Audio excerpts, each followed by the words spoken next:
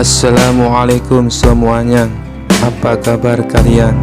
Semoga dalam keadaan sehat dan dilancarkan rezekinya oleh Allah. Amin ya robbal alamin. Dikisahkan pada suatu hari di Baghdad datang seorang pendeta dari negeri jauh. Pendeta ini terkenal pandai berdebat dan sering membanggakan ilmunya. Ia datang ke istana Harun al-Rasyid dan berkata, "Paduka Raja, izinkan hamba membuktikan bahwa keyakinan kami lebih benar. Siapapun ulama terbaik negeri ini, hamba ingin mengajaknya berdebat." Raja Harun tersenyum. Tentu yang terpikir hanya satu nama, Abu Nawas. "Baiklah," kata Raja. "Abu Nawas, hadapi dia." Abu Nawas datang dengan tenang, pakaiannya sederhana, wajahnya santai, sambil membawa tongkat kayu. Pendeta berkata, "Katakan padaku Abu Nawas, mengapa kau menolak percaya bahwa Tuhan punya anak? Bukankah itu tanda kasih sayangnya kepada dunia?" Abu Nawas tersenyum penuh arti. "Pertanyaan yang indah, Tuan Pendeta. Tapi bolehkah aku bertanya dulu sebelum menjawab?" "Tentu saja, tanyakan apapun," jawab pendeta. Abu Nawas mengusap janggutnya dan berkata, "Kalau Tuhan punya anak, tentu ada ibunya bukan? Jadi siapa ibunya Tuhan punya anak itu? Dan siapa mertuanya Tuhan? Apakah Tuhan juga punya cucu? Kalau anaknya menikah, siapa menantunya?" Pendeta mendelik, mukanya mulai memerah. Abu Nawas belum selesai. "Kalau begitu, apakah ada acara pernikahan anak Tuhan? Siapa yang jadi walinya? Dan mahar apa yang dipakai? Jangan-jangan nanti Tuhan punya menantu yang suka minta warisan." Pendeta meloncat dari kursinya, mukanya merah padam. "Kau menghina agamaku, pertanyaanmu keterlaluan." Abu Nawas tetap tenang. "Aku hanya bertanya sebagaimana kau bertanya padaku. Jika aku tak boleh bertanya, maka debat ini tak perlu diteruskan." Raja Harun yang sejak tadi menahan tawa, akhirnya tertawa terbahak-bahak. "Abu Nawas, kau memang luar biasa. Debat belum separuh jalan, lawanmu sudah menyerah karena marah." Pendeta akhirnya pamit dengan muka merah karena malu. Sementara Abu Nawas pulang sambil bersenandung. Kalau Tuhan beranak dan berkeluarga, mungkin ada Tuhan cucu yang jadi pewaris alam semesta. Kisah selanjutnya.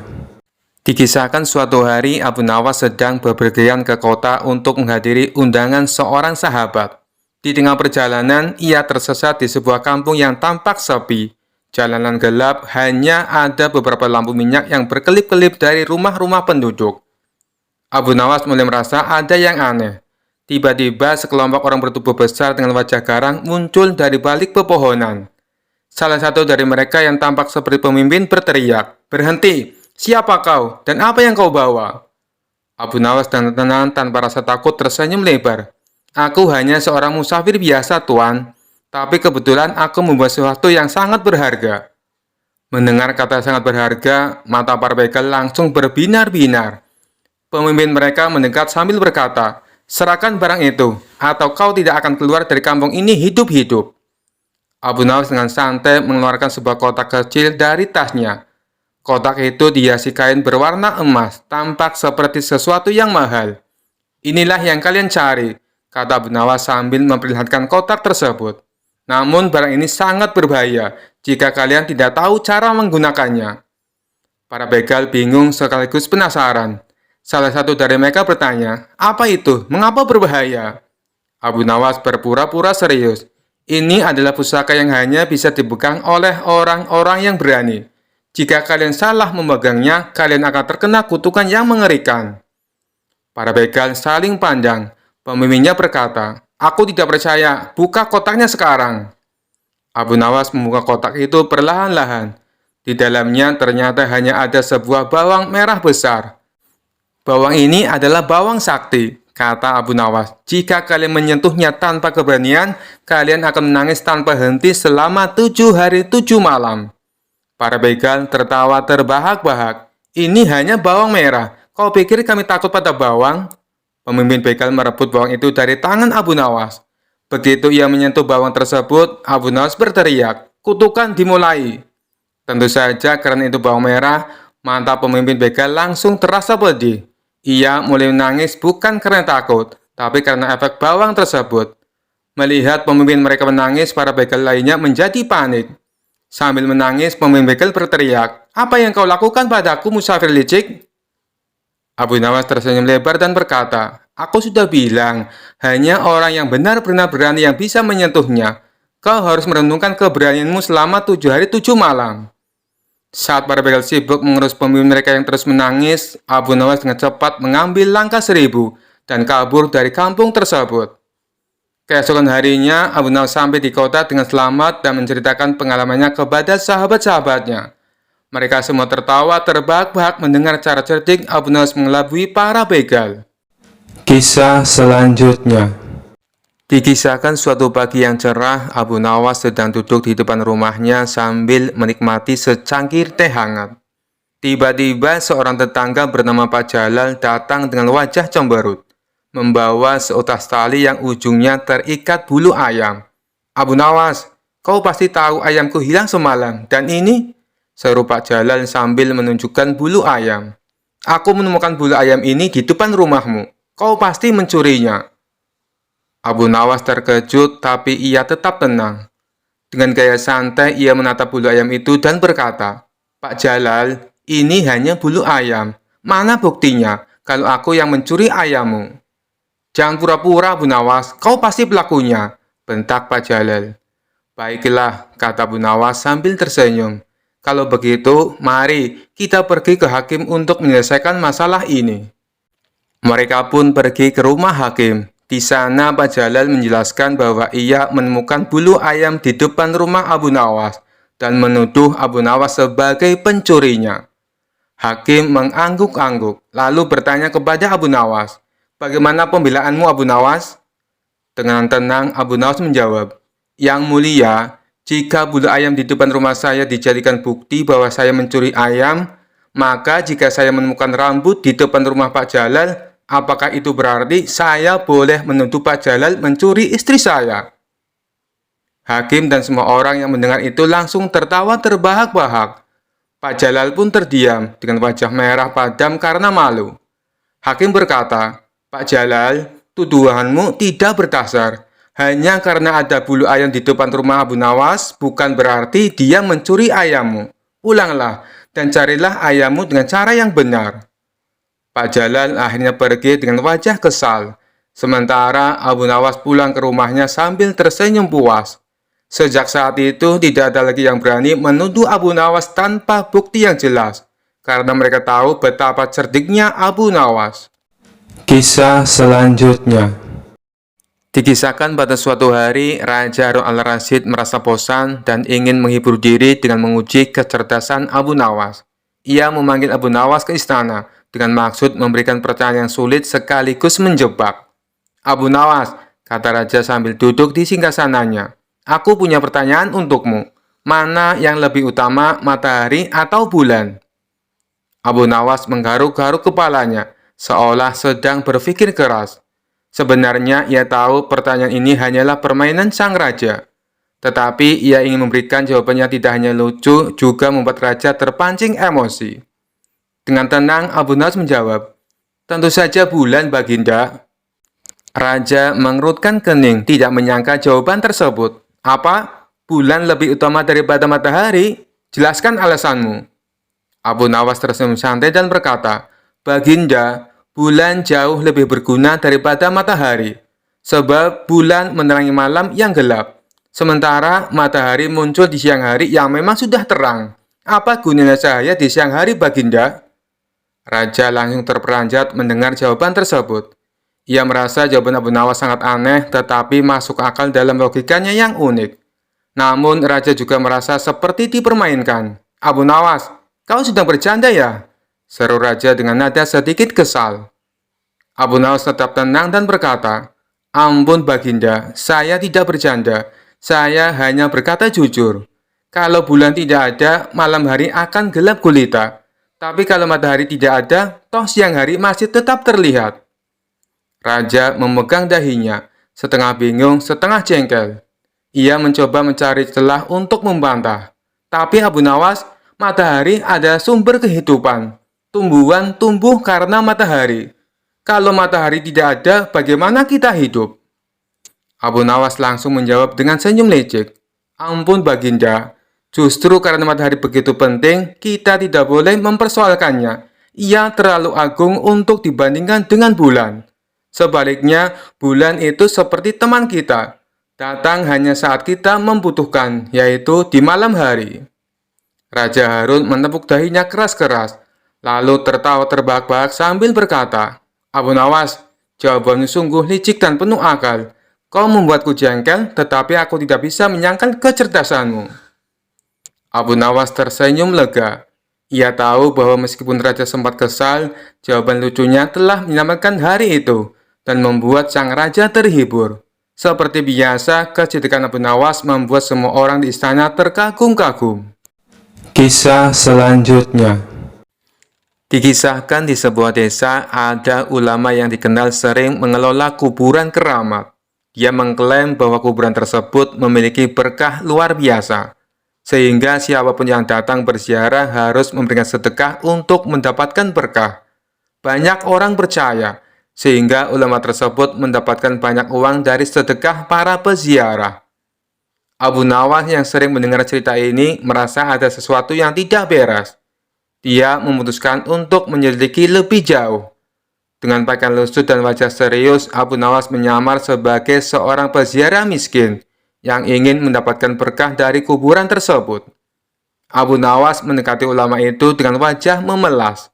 Pak Kiai, saya dengar kuburan ini penuh berkah. Apakah benar? Tanya Abu Nawas dengan nada penuh harap. Ulama itu tersenyum lebar. Benar sekali anakku, berdoa di sini bisa membawa rezeki, menyembuhkan penyakit, dan menghapus dosa. Tapi untuk mendapatkan keberkahan itu, kamu harus memberikan sedekah seikhlasnya. Abu Nawas mengangguk, tapi saya tidak punya uang Pak Kiai. Apakah saya tetap bisa berdoa di sini? Ulama itu mengerutkan dahi.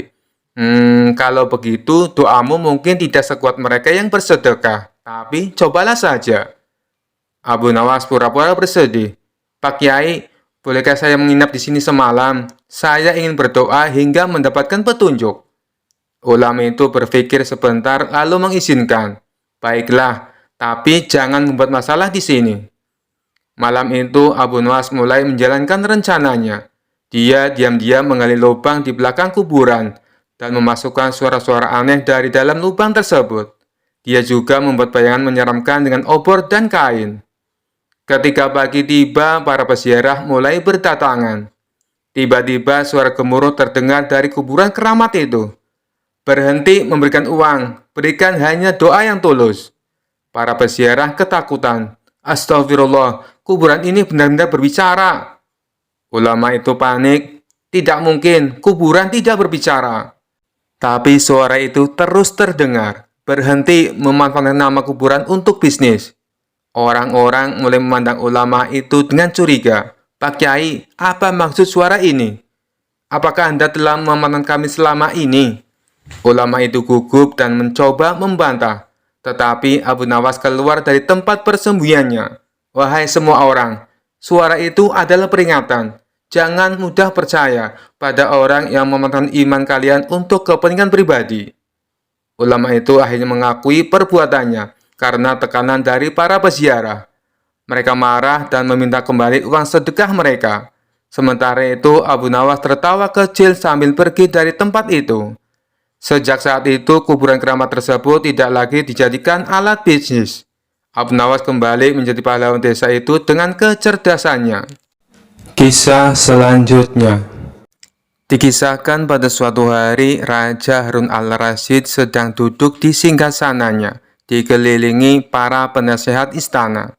Tiba-tiba ia merasa ingin menguji kebijaksanaan Abu Nawas dengan sebuah pertanyaan yang sering menjadi bahan perdebatan. Ia memanggil Abu Nawas ke istana. Setelah Abu Nawas tiba, Raja berkata, Abu Nawas, aku punya pertanyaan untukmu. Kenapa Allah menciptakan kejahatan di dunia ini? Abu Nawas yang dikenal cerdik tersenyum sambil berpikir sejenak. Ia tahu pertanyaan ini rumit, Tetapi ia juga tahu raja pasti ingin mendengar jawaban yang tidak biasa. Baginda, kata Abu Nawas dengan sopan, pertanyaan Baginda sangat menarik. Tapi sebelum saya menjawab, izinkan saya bertanya sesuatu. Raja mengangguk, tentu, silakan. Baginda, kata Abu Nawas sambil menunduk hormat, kenapa Baginda punya penjaga istana? Raja menjawab, itu mudah, untuk melindungi istana dari orang jahat yang ingin mencuri atau menyerang. Abu Nawas tersenyum. Nah, Baginda, kalau begitu kejahatan itu diciptakan Allah agar manusia tahu pentingnya kebaikan dan kehati-hatian. Tanpa kejahatan, bagaimana kita bisa menghargai orang baik? Dan tanpa masalah, apa gunanya penjaga seperti di istana Baginda? Raja terdiam sejenak lalu berkata, jawabanmu ada benarnya, tapi tetap saja aku merasa Allah tidak perlu menciptakan kejahatan. Abu Nawas mengangguk sopan. Baginda, jika tidak ada kejahatan, maka Baginda tidak akan menjadi raja yang bijaksana seperti sekarang. Karena Baginda sering menghadapi masalah, Baginda jadi tahu mana yang benar dan mana yang salah. Bukankah itu hikmah dari adanya kejahatan? Raja mulai mengerti, tetapi ia tetap ingin menguji Abu Nawas lebih jauh. Baiklah, tapi kenapa Allah tidak menciptakan manusia yang semuanya baik-baik saja? Abu Nawas tersenyum lebar. Baginda, coba bayangkan, kalau semua orang baik, tidak akan ada yang mau jadi rakyat biasa. Semua orang akan merasa pantas menjadi raja. Akhirnya, Baginda tidak akan punya rakyat, karena semuanya ingin memerintah. Dunia akan kacau. Para penasihat istana tertawa mendengar logika Abu Nawas yang unik. Sementara Raja menepuk dahinya, bingung apakah harus marah atau tertawa. Abu Nawas, kau memang penuh akal. Jawabanmu lucu, tapi ada benarnya juga. Kau selalu berhasil membuatku jengkel sekaligus kagum. Abu Nawas hanya tersenyum dan berkata, ampun Baginda, hamba hanya mencoba menjawab dengan sederhana. Lagi pula, tanpa kejahatan, mungkin Baginda tidak akan pernah memanggil saya ke istana. Raja akhirnya tertawa terbahak-bahak, memuji kecerdasan Abu Nawas. Seperti biasa, Abu Nawas berhasil menjawab pertanyaan sulit dengan cara yang lucu dan cerdas. Kisah selanjutnya. Dikisahkan pada suatu hari, seorang Yahudi kaya di kota Baghdad merasa iri dengan kepopuleran Abu Nawas yang dikenal cerdas dan dihormati banyak masyarakat. Ia pun berniat menjebak Abu Nawas agar terperangkap dalam aib besar dan dipermalukan di depan Raja Harun al-Rasyid. Yahudi itu mengundang Abu Nawas ke rumahnya dengan alasan ingin berdiskusi tentang ilmu pengetahuan. Abu Nawas yang selalu bersikap ramah kepada siapa saja menerima undangan itu tanpa curiga. Saat tiba di rumah Yahudi tersebut, Abu Nawas disuguhi makanan dan minuman yang mewah. Namun, ada satu minuman yang tampak mencurigakan bagi Abu Nawas, sebuah gelas berisi cairan merah. Abu Nawas, kata Yahudi itu dengan senyum licik, minuman ini adalah sari buah anggur yang sangat langka. Hanya orang-orang istimewa yang bisa mencicipinya. Silakan minumlah. Abu Nawas melirik gelas itu dengan tatapan tajam. Ia tahu betul bahwa itu bukan sekedar sari buah, melainkan arak. Namun, ia tidak ingin langsung menolak, karena bisa jadi itu adalah jebakan untuk memfitnahnya. Ampun Tuan, kata Abu Nawas dengan nada polos. Minuman ini memang terlihat lezat, tapi bolehkah aku bertanya, apakah ini halal untuk diminum oleh seorang muslim seperti aku? Yahudi itu berpura-pura terkejut. Tentu saja halal, ini hanya sari buah anggur biasa, tidak ada yang haram di dalamnya. Abu Nawas tersenyum kecil. Ia lalu memegang gelas itu, mendekatkannya ke hidungnya dan pura-pura menghirup aromanya. Aromanya memang kuat. Tapi apakah Tuan yakin ini hanya sari buah anggur? Sebab dari baunya ini lebih mirip minuman yang memabukkan. Yahudi itu merasa tersudut, tetapi tetap berusaha memaksa. Minumlah saja Abu Nawas, tidak ada yang perlu kau khawatirkan. Abu Nawas lalu berdiri dan berkata dengan lantang, jika kau yakin ini halal, maka minumlah terlebih dahulu di depanku. Sebab sebagai tuan rumah, kau harus memberi contoh kepada tamumu. Yahudi itu terkejut dan mulai panik. Ia mencoba mencari alasan, Tetapi Abu Nawas tidak memberinya kesempatan. Kau ragu-ragu, maka aku akan membawanya ke istana dan meminta Raja Harun al-Rasyid untuk menilai apakah minum ini halal atau tidak. Jika ini arak, kau akan dihukum berat karena mencoba menjebakku. Mendengar ancaman itu, Yahudi tersebut gemetar ketakutan. Ia akhirnya mengakui bahwa itu adalah arak dan meminta maaf kepada Abu Nawas. Maafkan aku, Abu Nawas. Aku hanya ingin melihat apakah kau akan melanggar agamamu atau tidak, kata Yahudi itu dengan suara lirih.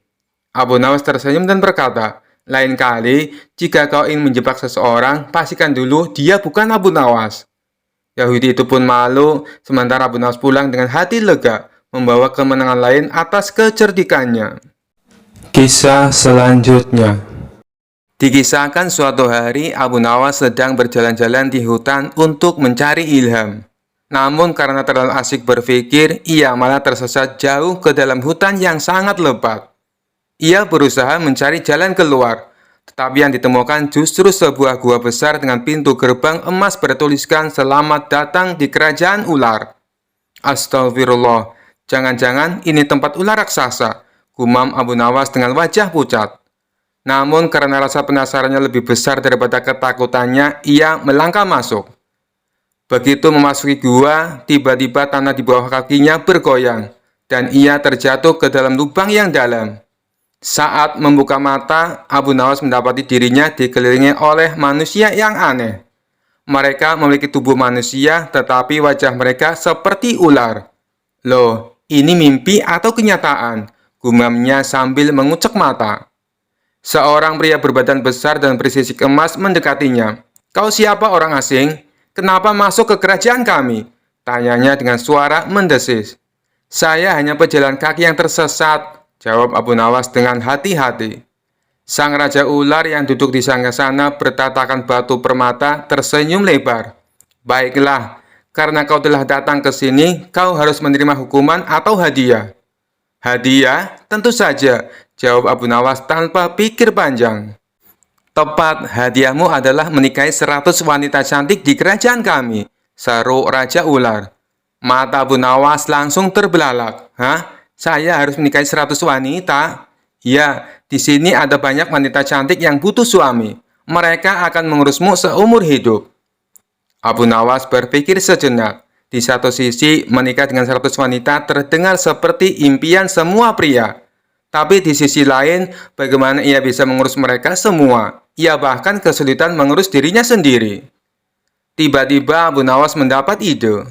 Ia berdiri tegak dan berkata, wahai Raja Ular, saya sangat senang dan terhormat menerima hadiah ini.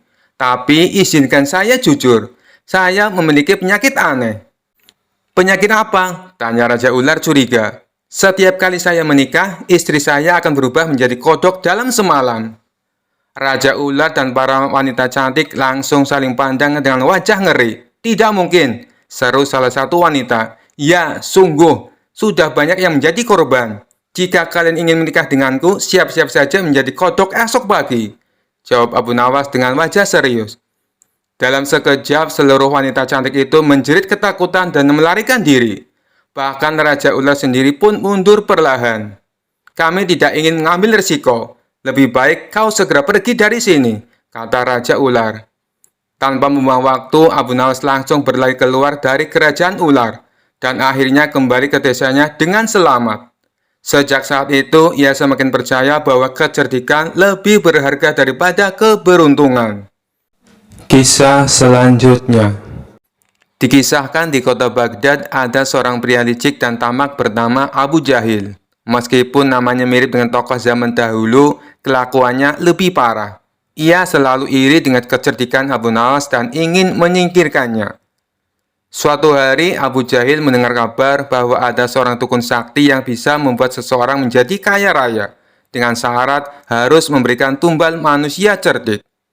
Siapa orang paling cerdik di Baghdad? Tentu saja Abu Nawas, pikir Abu Jahil sambil tertawa jahat. Ia pun segera menemui dukun tersebut. Abu Jahil mendekati Abu Nawas dengan wajah penuh senyum palsu. Sahabatku Abu Nawas, aku ingin berbagi keberuntungan.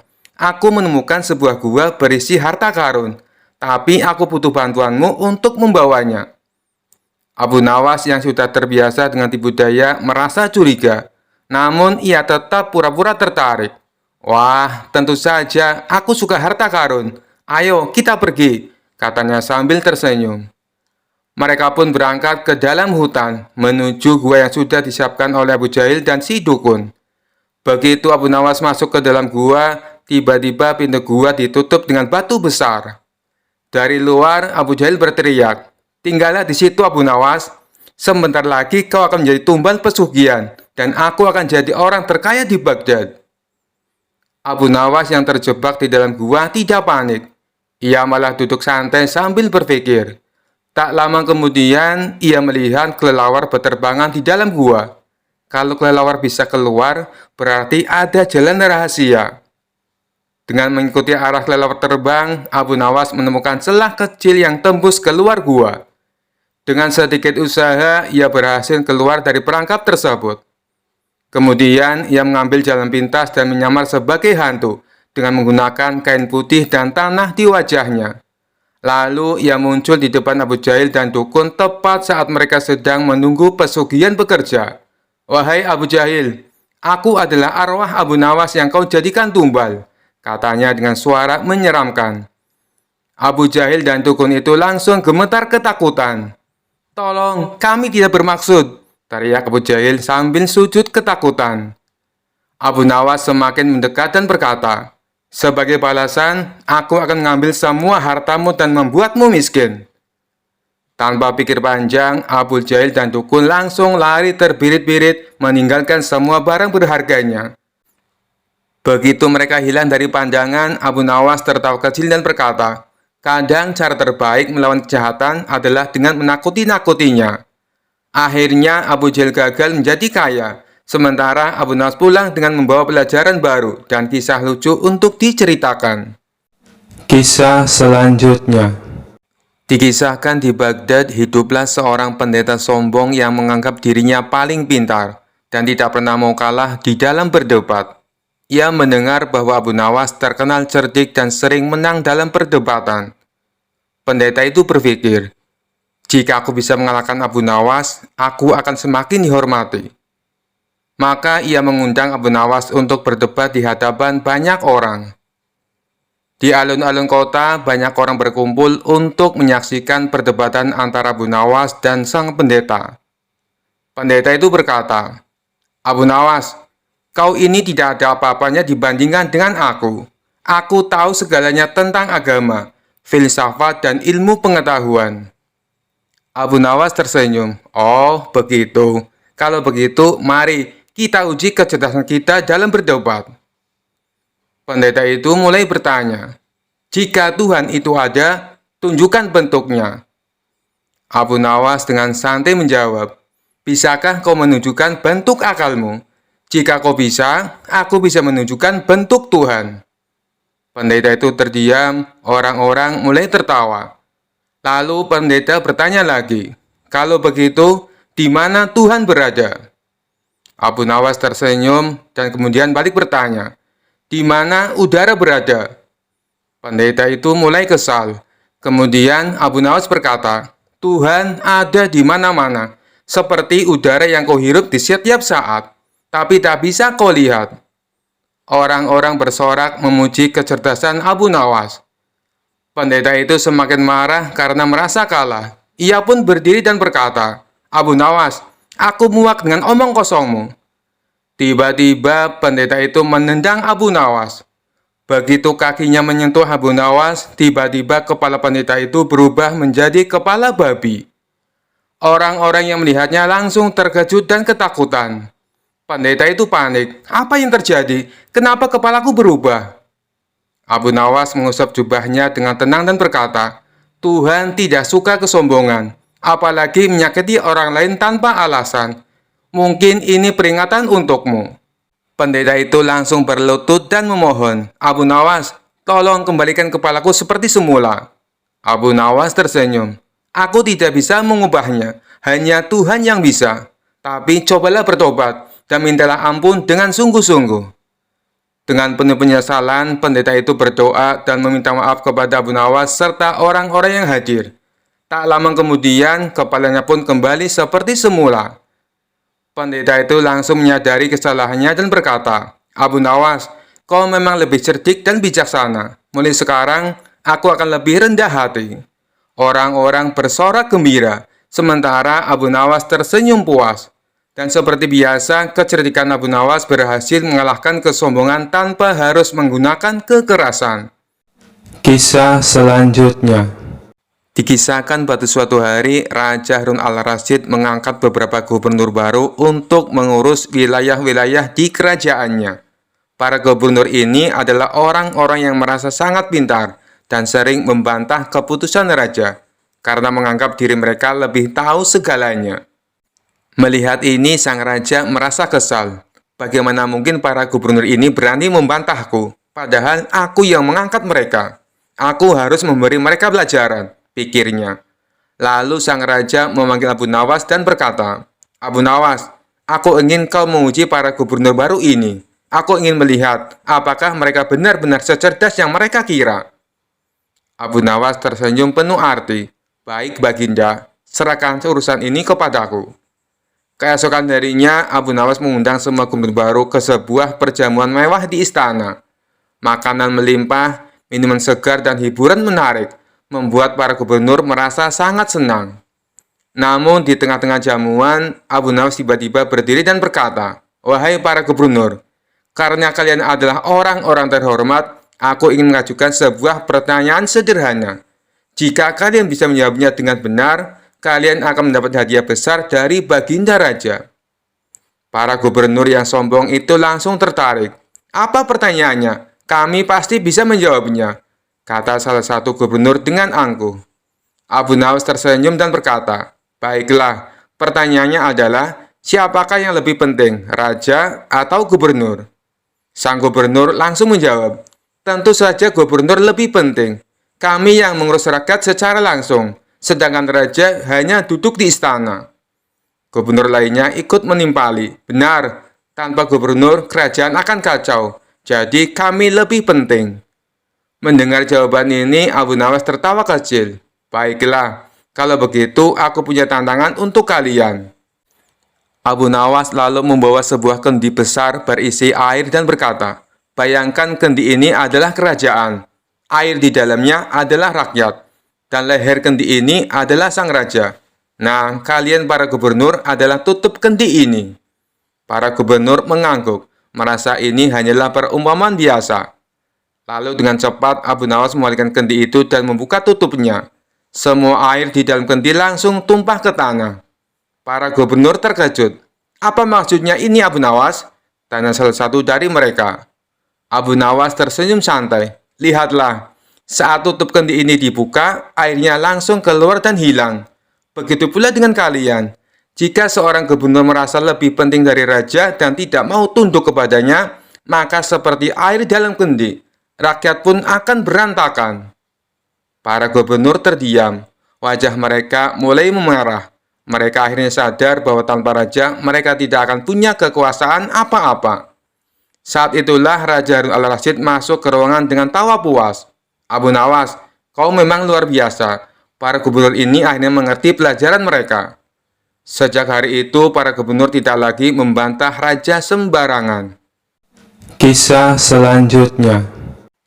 Dikisahkan pada suatu hari di sebuah auditorium megah di Damaskus diadakan debat besar-besaran antara seorang pastor dan seorang ulama Islam.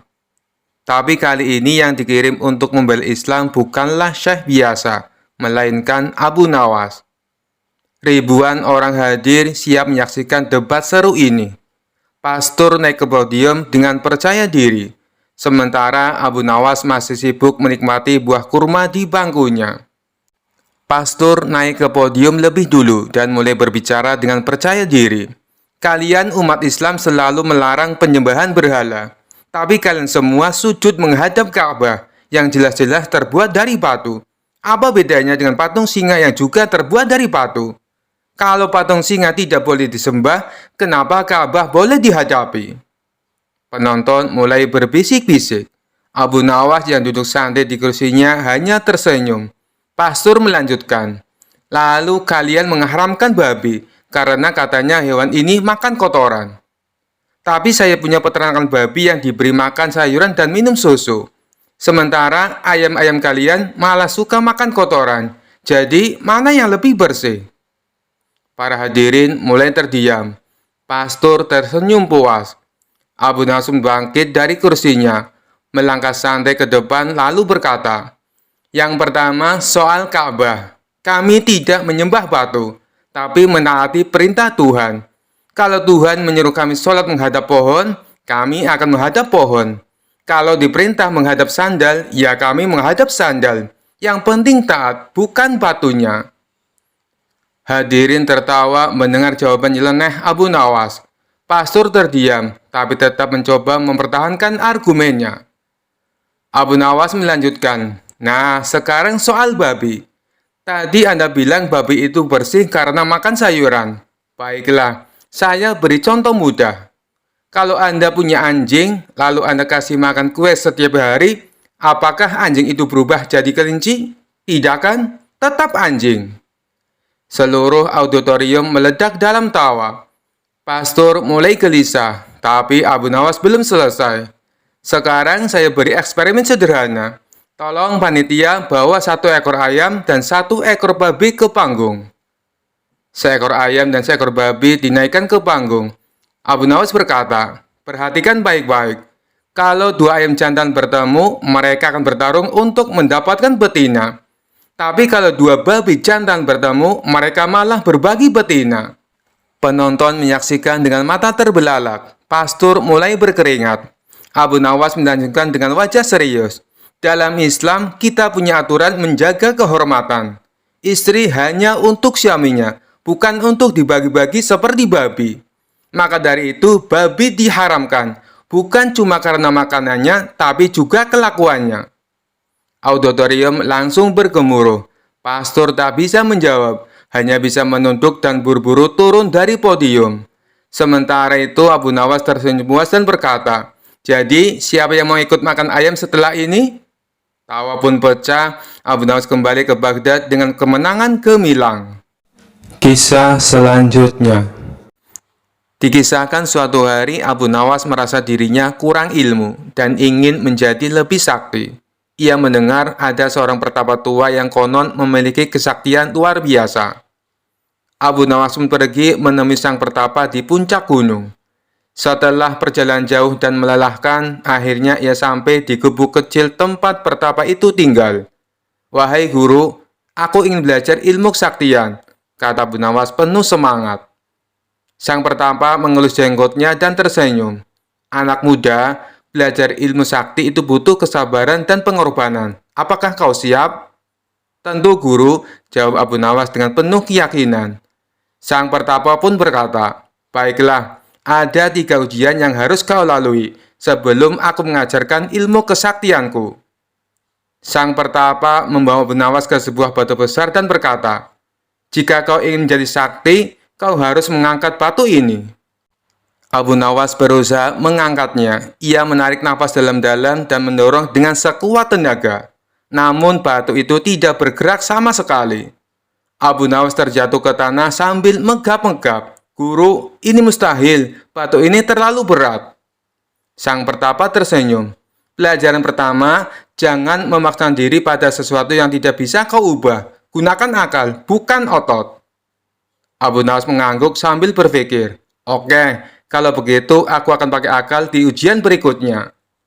Sang pertapa lalu berkata, "Sekarang kau harus bertapa di dalam hutan selama 1 malam tanpa makan dan tanpa minum." Abu Nawas mengangguk dan pergi ke dalam hutan. Namun baru beberapa jam perutnya mulai keroncongan. Saat itulah ia melihat ada seekor ayam lewat. Tanpa berpikir panjang, Abu Nawas menangkap ayam itu dan memasaknya. "Aku memang tidak boleh makan di hutan, tapi siapa bilang aku tak boleh makan di dekat hutan?" katanya sambil tersenyum licik. Keesokan harinya, ia kembali ke pertapa dengan wajah puas. Sang pertapa bertanya, "Apakah kau berhasil bertapa?" Abu Nawas menjawab, "Tentu guru, aku tetap di dekat hutan dan berhasil bertahan." Sang pertapa tertawa dan berkata, "Pelajaran kedua, Orang cerdik selalu mencari jalan keluar dalam situasi sulit. Abu Nawas mengangguk bangga. Aku siap untuk ujian terakhir, guru. Sang pertapa lalu berkata, sekarang ujian terakhir. Kau harus tetap tersenyum, meskipun aku memarahimu dan menghina dirimu. Abu Nawas mengangguk. Lalu sang pertapa mulai mencaci maki Abu Nawas. Kau ini bodoh, pemalas, tidak pantas jadi muridku. Abu Nawas tetap tersenyum. Sang pertapa semakin marah. Kau tidak punya otak, bahkan kucing lebih pintar darimu. Abu Nawas tetap tersenyum. Sang pertapa mulai curiga. Kenapa kau tetap tersenyum? Abu Nawas menjawab santai. Karena aku sudah belajar dari 2 ujian sebelumnya, guru. Maksudmu? Tanya sang pertapa. Abu Nawas tersenyum licik. Aku tidak mau memaksa diri seperti mangkat batu. Dan aku selalu mencari jalan keluar dalam situasi sulit. Maka dari itu, aku menutup telinga sejak tadi, agar tak mendengar hinaanmu. Sang pertapa terdiam, lalu tertawa terbahak-bahak. Kau memang cerdik, Abu Nawas. Baiklah, kau tak butuh ilmu sakti, karena kecerdikanmu sudah lebih hebat dari kesaktian. Abu Nawas pulang dengan bangga, merasa bahwa kecerdikan adalah ilmu paling sakti yang pernah ia pelajari. Kisah selanjutnya. Suatu hari, Abu Nawas menerima undangan dari seorang saudagar kaya di kota sebelah. Untuk sampai ke sana, ia harus melewati sebuah hutan yang dikenal sebagai hutan keramat. Orang-orang di desa sudah memperingatkannya bahwa banyak yang pernah tersesat di sana dan tidak pernah kembali lagi. Namun seperti biasa, Abu Nawas dengan santai berkata, apalah artinya hutan keramat bagi orang sekeren aku? Bahkan setan pun mungkin akan meminta tanda tanganku. Dengan keyakinan penuh, ia pun memasuki hutan. Awalnya semua berjalan lancar. Ia bernyanyi kecil, menikmati angin yang sejuk dan kicauan burung. Namun semakin ia jauh melangkah, pohon-pohon tampak semakin besar dan menyeramkan. Jalan setapak yang ia lalui tiba-tiba menghilang, digantikan oleh semak belukar yang lebat. Saat mencari jalan keluar, Abu Nawas bertemu dengan seorang pria tua berjanggut panjang yang tiba-tiba muncul dari balik pohon.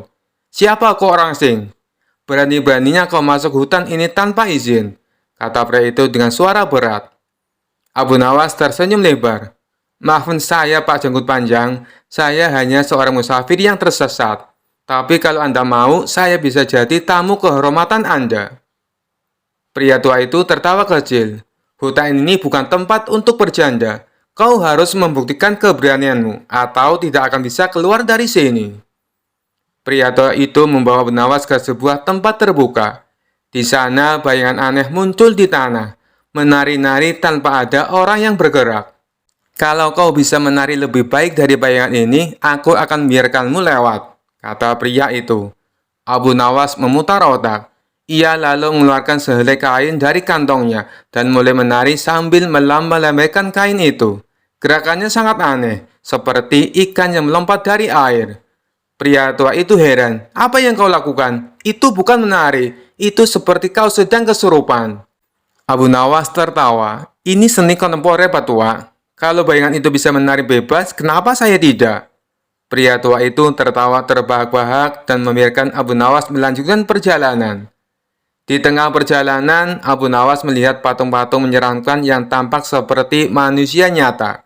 Pria tua itu berkata, salah satu dari mereka adalah manusia hidup yang terjebak kutukan. Temukan dia jika kau ingin keluar.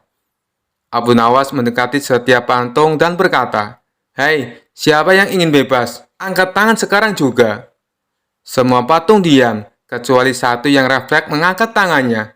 Ternyata dia adalah manusia yang terkutuk. Abu Nawas tertawa. Lihat, saya bahkan bisa membuat patung angkat tangan. Sekarang, biarkan saya lewat.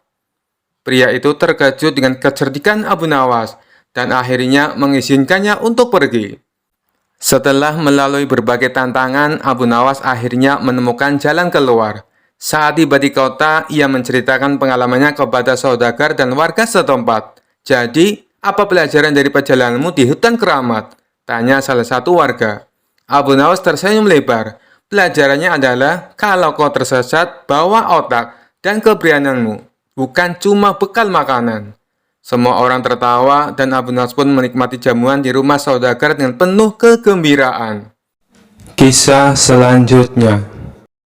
Dikisahkan pada suatu hari yang panasnya luar biasa, Yusuf dan Amin menggiring domba mereka ke padang rumput. Mereka berdua adalah sahabat karib yang selalu bersama, mulai dari menggembala domba sampai mengutang gorengan di warung Mbak Marina. Domba mereka sehat dan gemuk, bulunya lebat seperti karpet sultan. Siang itu, terik matahari begitu menyengat sampai keringat mereka mengucur deras seperti genteng yang bocor. Amin yang mulai kepanasan tiba-tiba mendapat ide cemerlang.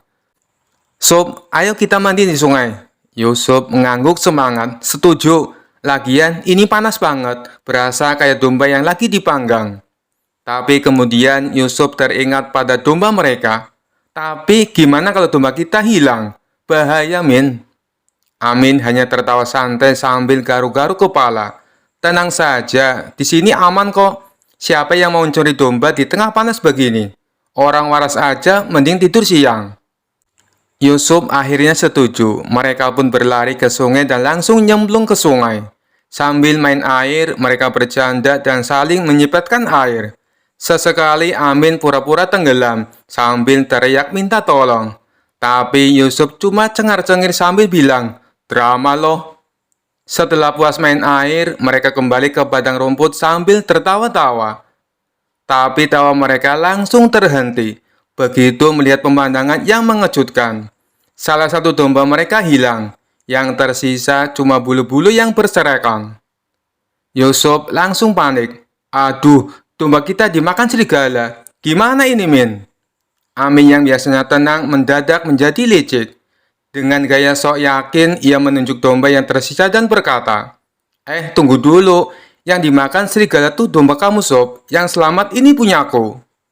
Yusuf melongo. "Hah? Nggak mungkin, itu dombaku. Aku hafal betul ciri-cirinya. Bulunya lebat dan warnanya sama persis." Amin dengan muka tembok menimpali. "Ah, itu mah semua domba juga begitu. Lagian kamu kan yang ngajak mandi. Jadi yang hilang itu dombamu, adil kan?" Yusuf ngamuk. "Nggak bisa begitu dong, itu kan dombaku. Jangan ngarang, Min." Amin tetap ngotot sambil nyengir kuda. "Pokoknya ini dombaku, titik." Mereka pun bertengkar hebat. Bahkan mereka nyaris saling jambak kalau tidak ingat bahwa rambut mereka pendek semua. Akhirnya mereka sepakat untuk membawa perkara ini ke hadapan Baginda Raja. Sesampainya di istana, mereka langsung menghadap Baginda Raja Harun al-Rasyid. Baginda yang sedang menikmati es kelapa muda langsung kaget melihat dua pemuda itu ribut sambil tarik-tarikan domba. "Ada apa ini? Ribut-ribut bawa domba segala?" tanya Baginda dengan alis terangkat. Yusuf dan Amin langsung berebutan bicara. "Baginda, ini domba milikku," kata Yusuf. "Enggak, ini punyaku, Baginda," sahut Amin sambil pasang muka memelas. Baginda Raja geleng-geleng kepala. Bingung melihat dua sahabat yang biasanya akur jadi ribut gara-gara seekor domba. Kelihatannya ini masalah rumit. "Panggilkan Abu Nawas. Hanya dia yang bisa menyelesaikan masalah seperti ini." Tak lama kemudian datanglah Abu Nawas dengan langkah santai dan senyuman licik khasnya. "Ada masalah apa, Baginda?" tanyanya sambil menyapu pandangan ke Yusuf, Amin, dan domba yang tampak kebingungan. Setelah mendengar penjelasan dari keduanya, Abu Nawas mengangguk-angguk sambil mengelus jenggotnya yang sedikit keriting. Lalu dengan gaya sok bijak, ia berkata, "Baiklah, biar aku tanya pada domba ini. Biar dia sendiri yang memberi kesaksian." Semua orang melongo. "Apa?" tanya domba. Abu Nawas mendekati domba itu dan bertanya dengan suara lantang, "Hai domba, siapa pemilikmu yang sebenarnya?" Domba itu hanya melongo sambil mengunyah rumput, ekspresinya polos seperti tidak bersalah. Tidak kehabisan akal, Abu Nawas mengeluarkan pentungan kayu. "Kalau kau tidak menjawab, aku akan memukulmu." Domba itu tetap diam, santai seperti di pantai. Abu Nawas pura-pura marah dan memukul tanah di samping domba sambil berteriak, "Jawab, atau aku pukul lagi." Domba itu kaget dan mengembik pelan. Tiba-tiba Yusuf berteriak, "Hentikan Abu Nawas, jangan sakiti dia. Itu memang domba milik Amin." Abu Nawas tersenyum licik. Akhirnya ketahuan juga. Amin langsung pucat pasi. Ia mencoba pura-pura menangis. Iya tuan, itu domba Yusuf. Saya cuma bercanda kok. Abu Nawas melotot. Bercanda? Itu namanya ngibul. Berani-beraninya kau bohong sama sahabatmu sendiri. Amin tertunduk malu. Ampun tuan, saya nggak bakal bohong lagi. Sumpah, kalau bohong lagi biar domba ini salto beneran. Mendengar pengakuan Amin, semua yang ada di ruangan tertawa terbahak-bahak. Bahkan Baginda Raja sampai terpingkal-pingkal sambil berkata, "Kamu memang licik, Amin, tapi aku menghargai kejujuranmu. Lain kali jangan bohong lagi ya." Amin mengangguk cepat. "Siap, Baginda." Baginda Raja dan semua yang hadir tertawa terbahak-bahak lagi. Dan begitulah perkara domba pun selesai dengan damai. Yusuf dan Amin kembali rukun. Dan Amin belajar satu hal penting hari itu. Jangan pernah bohong di depan Abu Nawas, apalagi soal domba yang bisa salto. Kisah selanjutnya. Dikisahkan suatu hari Raja mengundang Abu Nawas ke istana untuk menguji kecerdasannya. Raja ingin tahu apakah Abu Nawas benar-benar cerdas atau hanya beruntung dalam menyelesaikan masalah. Abu Nawas, aku ingin kau mengajarkan cara menjadi orang yang pandai menemukan solusi. Jika kau berhasil, aku akan memberimu hadiah besar. Tapi jika kau gagal, kau akan dihukum, kata Raja dengan tegas. Abu Nawas tersenyum dan berkata, "Baiklah Baginda, namun saya butuh waktu 3 hari untuk menyiapkan jawabannya." Raja mengangguk setuju. Keesokan harinya, Abu Nawas datang istana dan membawa sebuah kendi kosong. Ia berkata, "Baginda, untuk menjadi pandai, seseorang harus belajar sabar.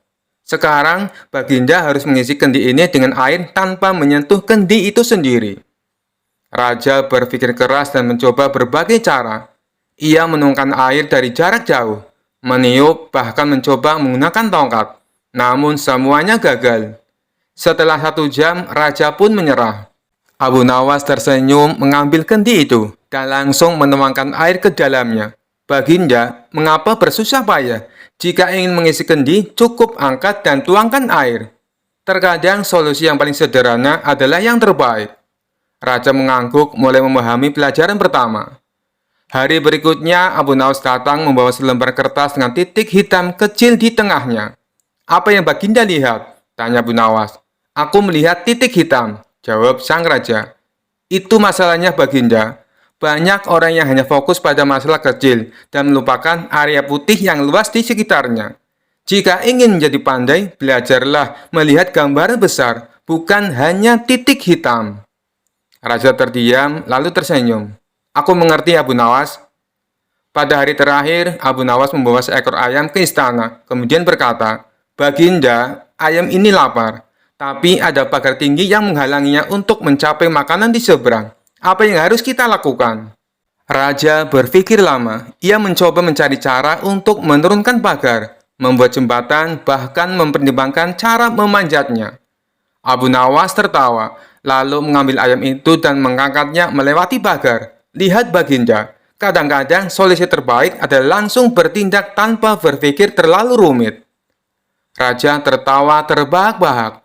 "Aku mengerti sekarang. Untuk menjadi pandai, seseorang harus sabar, melihat masalah dari sudut yang lebih luas, dan berani bertindak." Sebagai hadiah, Raja memberikan Abu Nawas sekantong emas. Namun saat Abu Nawas akan pulang, Raja memanggilnya lagi dan berkata, "Tunggu, satu pertanyaan terakhir. Bagaimana cara mendapatkan lebih banyak emas dengan cepat?" Abu Nawas tersenyum dan menjawab, "Mudah Baginda, tinggal perintahkan hamba-hamba Baginda untuk mengumpulkannya dari rakyat." Raja terdiam sebentar, lalu tertawa terpingkal-pingkal. "Kali ini aku yang kena jebakanmu, Abu Nawas." Mereka pun tertawa bersama, dan Abu Nawas pulang dengan membawa emas serta satu pelajaran baru, bahwa bahkan Raja pun masih bisa tertipu oleh kebijaksanaan yang sederhana. Kisah selanjutnya.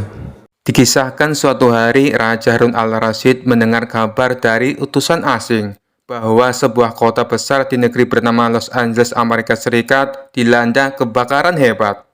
Raja Harun al-Rasyid yang ingin menunjukkan kemurahan hati kerajaannya memutuskan untuk membantu. Namun bukannya mengirim pasukan pemadam kebakaran, Raja malah memanggil Abu Nawas ke istana. "Wahai Abu Nawas, engkau adalah orang paling cerdik di negeri ini. Aku memerintahkan kamu untuk pergi ke Los Angeles dan memadamkan kebakaran di sana.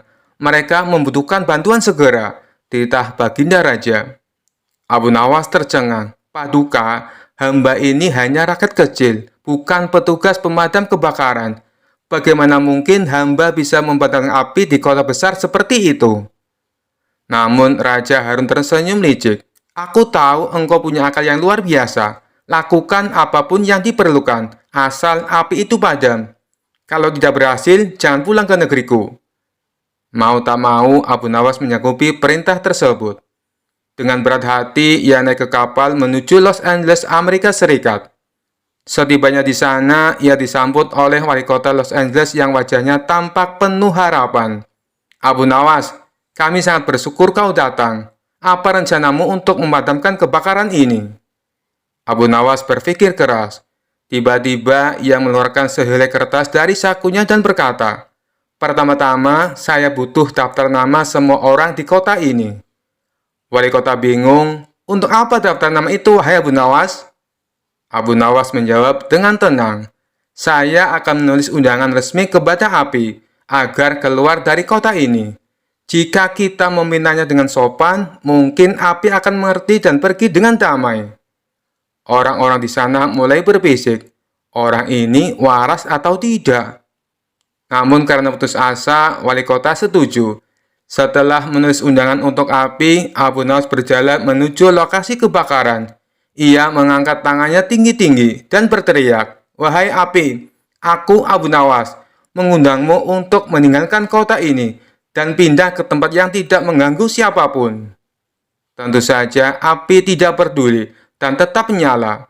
Melihat ini, Abu Nawas pura-pura berpikir keras lagi. Lalu ia berkata kepada wali kota, "Jika cara ini tidak berhasil, aku punya cara yang lain. Kita harus mengalahkan api dengan sesuatu yang lebih besar darinya." "Apa itu?" tanya wali kota dengan antusias. "Lebih banyak api," jawab Abu Nawas santai. Semua orang terkejut. "Apa maksudmu?"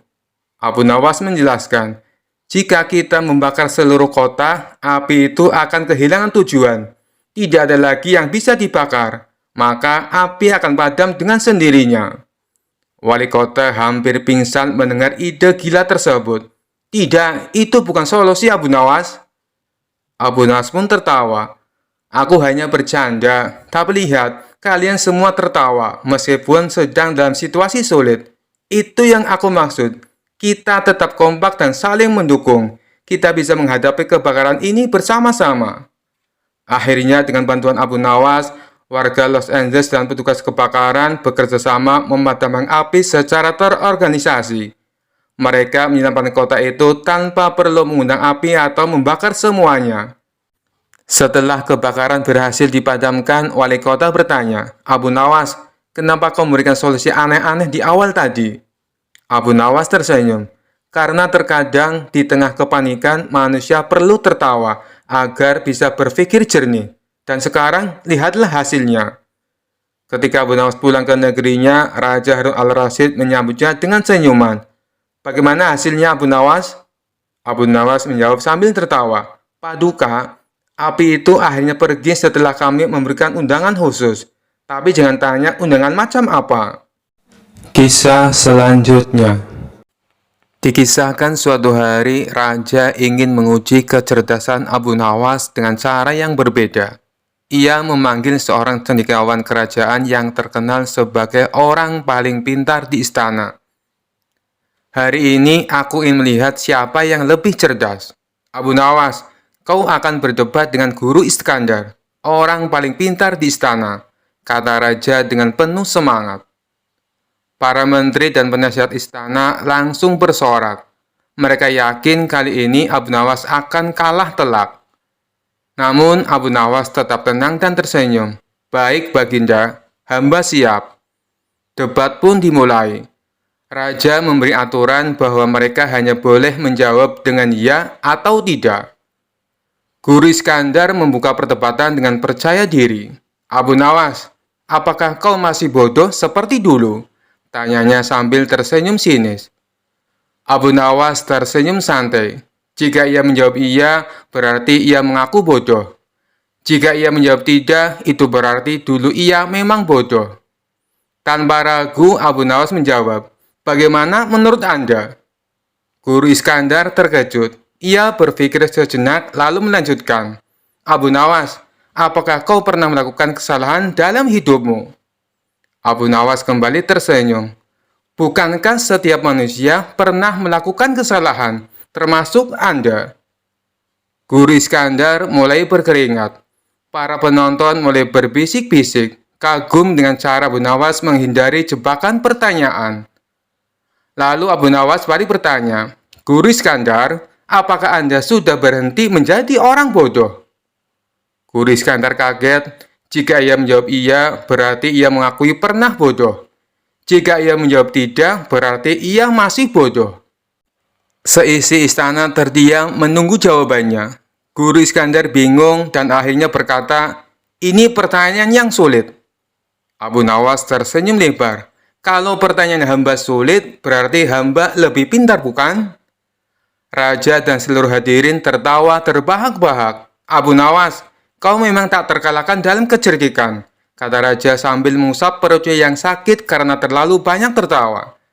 Guru Iskandar hanya bisa menghela nafas, menyadari bahwa ia telah kalah dalam debat tergokil sepanjang sejarah istana.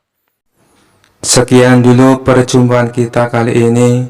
Sampai bertemu lagi di kisah-kisah selanjutnya. Terima kasih yang sudah subscribe dan setia menonton channel ini. Wassalamualaikum warahmatullahi wabarakatuh.